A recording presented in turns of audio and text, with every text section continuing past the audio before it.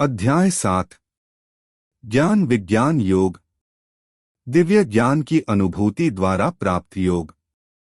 भगवत गीता अध्याय 7 श्लोक 1।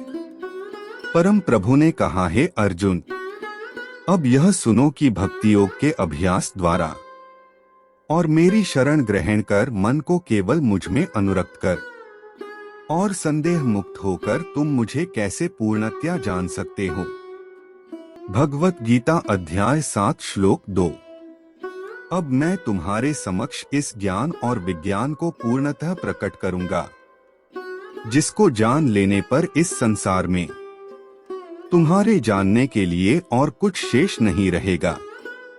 भगवत गीता अध्याय 7 श्लोक 3। हजारों में से कोई एक मनुष्य सिद्धि के लिए प्रयत्न करता है और सिद्धि प्राप्त करने वालों में से कोई एक विरला ही वास्तव में मुझे जान पाता है। भगवत गीता अध्याय 7 श्लोक 4। पृथ्वी, जल, अग्नि, वायु, आकाश, मन, बुद्धि और अहंकार, ये सब मेरी प्राकृत शक्ति के 8 तत्व हैं। भगवत गीता अध्याय 7 श्लोक 5। ये मेरी अपरा शक्तियां हैं, किंतु हे महाबाहु अर्जुन, इनसे अतिरिक्त मेरी पराशक्ति है। यह जीव शक्ति है जिसमें देहधारी आत्माएं जीवन रूप सम्मिलित हैं, जो इस संसार के जीवन का आधार हैं। भगवत गीता अध्याय 7 श्लोक 6। यह जान लो कि सभी प्राणी मेरी इन 2 शक्तियों द्वारा उत्पन्न होते हैं। मैं संपूर्ण सृष्टि का मूल कारण हूँ और ये पुनः मुझ में विलीन हो जाती हैं। भगवत गीता अध्याय 7 श्लोक 7। हे अर्जुन, मुझसे श्रेष्ठ कोई नहीं है। सब कुछ मुझ पर उसी प्रकार से आश्रित है जिस प्रकार से धागे में गुंथे मोती। भगवत गीता अध्याय 7 श्लोक 8। हे कुंती पुत्र, मैं ही जल का स्वाद हूँ, सूर्य और चंद्रमा का प्रकाश हूँ। मैं वैदिक मंत्रों में पवित्र अक्षर ओम हूँ। मैं ही अंतरिक्ष की ध्वनि और मनुष्यों में सामर्थ्य हूँ। भगवत गीता अध्याय 7 श्लोक 9। मैं पृथ्वी की शुद्ध सुगंध और अग्नि में दमक हूँ।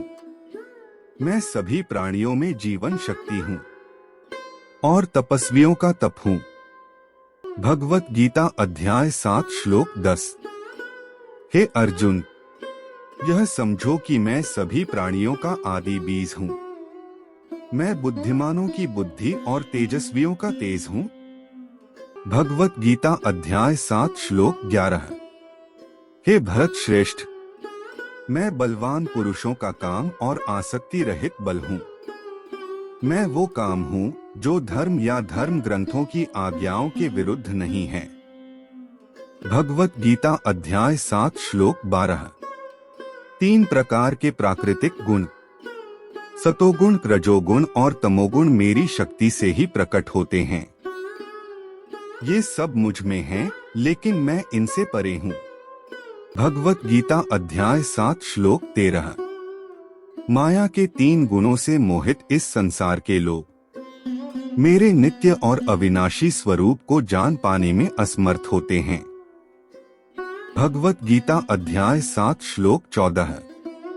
प्रकृति के 3 गुणों से युक्त मेरी दैवीय शक्ति माया से पार पाना अत्यंत कठिन है, किंतु जो मेरे शरणागत हो जाते हैं वे इसे सरलता से पार कर जाते हैं। भगवत गीता अध्याय 7 श्लोक 15। 4 प्रकार के लोग मेरी शरण ग्रहण नहीं करते। वे जो ज्ञान से वंचित हैं, वे जो अपनी निकृष्ट प्रवृत्ति के कारण मुझे जानने में समर्थ होकर भी आलस्य के अधीन होकर मुझे जानने का प्रयास नहीं करते, जिनकी बुद्धि भ्रमित है और जो आसुरी प्रवृत्ति के हैं। भगवत गीता अध्याय 7 श्लोक 16। हे भरत श्रेष्ठ, 4 प्रकार के पवित्र लोग मेरी भक्ति में लीन रहते हैं।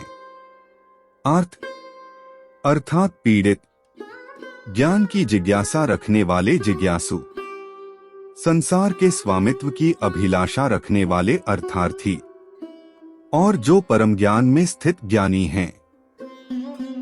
भगवत गीता अध्याय 7 श्लोक 17। इनमें से मैं उन्हें श्रेष्ठ मानता हूँ जो ज्ञान युक्त होकर मेरी आराधना करते हैं और दृढ़ता पूर्वक अनन्य भाव से मेरे प्रति समर्पित होते हैं। मैं उन्हें बहुत प्रिय हूँ और वे मुझे अत्यंत प्रिय हैं। भगवत गीता अध्याय 7 श्लोक 18। वास्तव में वे सब जो मुझ पर समर्पित हैं निःसंदेह महान हैं, लेकिन जो ज्ञानी हैं और स्थिर मन वाले हैं और जिन्होंने अपनी बुद्धि मुझ में विलय कर दी है और जो केवल मुझे ही परम लक्ष्य के रूप में देखते हैं, उन्हें मैं अपने समान ही मानता हूँ। भगवत गीता अध्याय 7 श्लोक 19। अनेक जन्मों की आध्यात्मिक साधना के पश्चात जिसे ज्ञान प्राप्त हो जाता है, वह मुझे सबका उद्गम जानकर मेरी शरण ग्रहण करता है। ऐसी महान आत्मा वास्तव में अत्यंत दुर्लभ होती है। भगवत गीता अध्याय 7 श्लोक 20। वे मनुष्य जिनकी बुद्धि भौतिक कामनाओं द्वारा भ्रमित हो गई है, वे देवताओं की शरण में जाते हैं।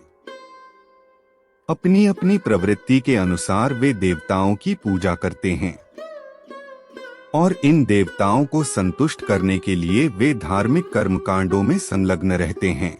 भगवत गीता अध्याय 7 श्लोक 21।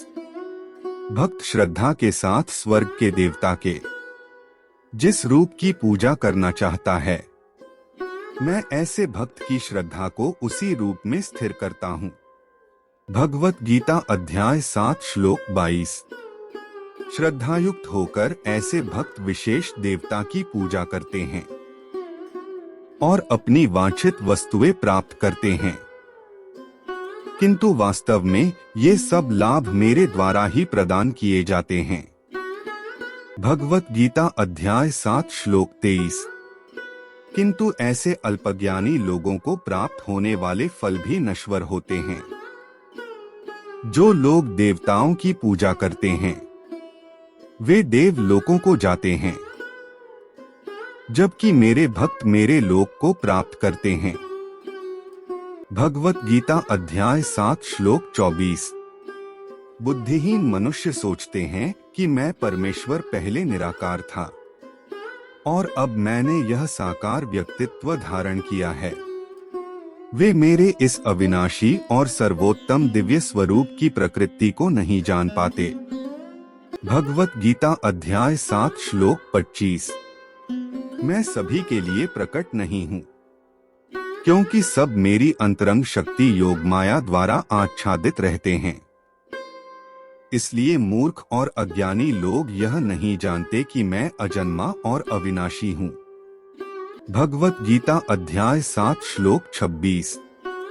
अर्जुन, मैं भूत वर्तमान और भविष्य को जानता हूँ और मैं सभी प्राणियों को जानता हूँ, लेकिन मुझे कोई नहीं जानता। भगवत गीता अध्याय 7 श्लोक 27। हे भरतवंशी, इच्छा तथा घृणा के द्वंद्व मोह से उत्पन्न होते हैं। हे शत्रु विजेता, भौतिक जगत में समस्त जीव जन्म से इन्हीं से मोहग्रस्त होते हैं।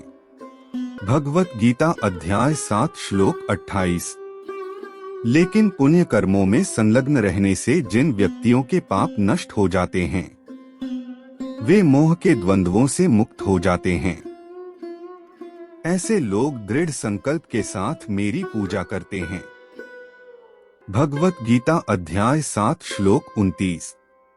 जो मेरी शरण ग्रहण करते हैं, वे बुढ़ापे और मृत्यु से छुटकारा पाने की चेष्टा करते हैं।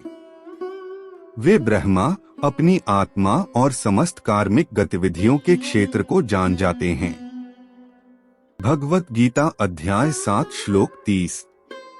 वे जो मुझे अधिभूत प्रकृति के तत्व के सिद्धांत और अधिदेव देवतागण तथा अधियज्ञ यज्ञों के नियामक के रूप में जानते हैं। ऐसी प्रबुद्ध आत्माएं सदैव यहाँ तक कि अपनी मृत्यु के समय भी मेरी पूर्ण चेतना में लीन रहती हैं।